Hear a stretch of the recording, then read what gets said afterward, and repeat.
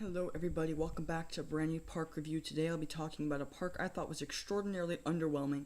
This is King's Dominion in Doswell, Virginia. This is going to be a pretty negative review, but that's because I'm only basing this off of one visit to the park, but I'm sure someone who visits more frequently would have a more accurate opinion.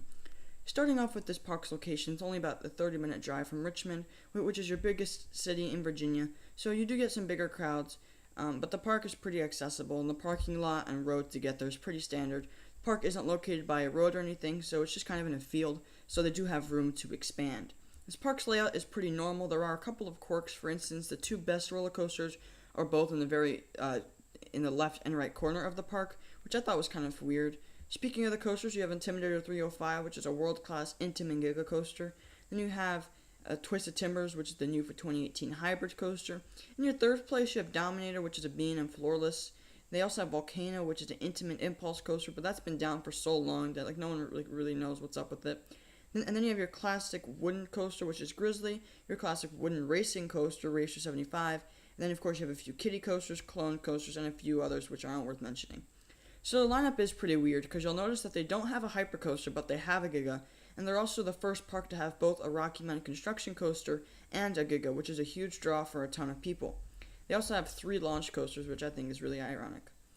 Now, the reason I'm not a fan of the park is their operations and maintenance quality. Well, while I was at the park, 6 roller coasters were down at the very same time, and not just the small ones. The biggest roller coasters were all suffering downtime at the exact same time for quite a while. At that point, what do you even ride?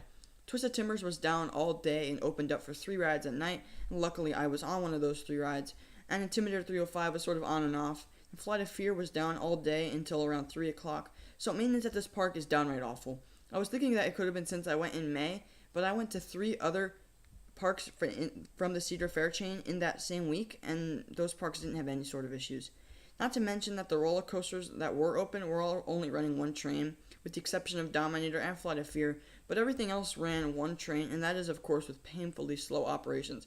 We're talking 3 to 5 minute ops, and then add the 3-minute ride, which means like an 8-minute cycle, and that's just not good. So I got to ride everything except for Volcano, but not as much as I would have liked. Food at this park was not good. I wanted to eat somewhere else, but literally everything was closed. It was just your average overpriced amusement park food. I'd say the food quality was slightly under average, with of course terrible operations. For a final grade, I'm going to give this park a C- because my experience here was so bad and so trashy that I would never want to go back except to ride their top 2 rides. Thanks for watching. My name is Coaster Cupcake. If you enjoyed the video, be sure to like and subscribe for more. I'll catch you all next time. Bye guys.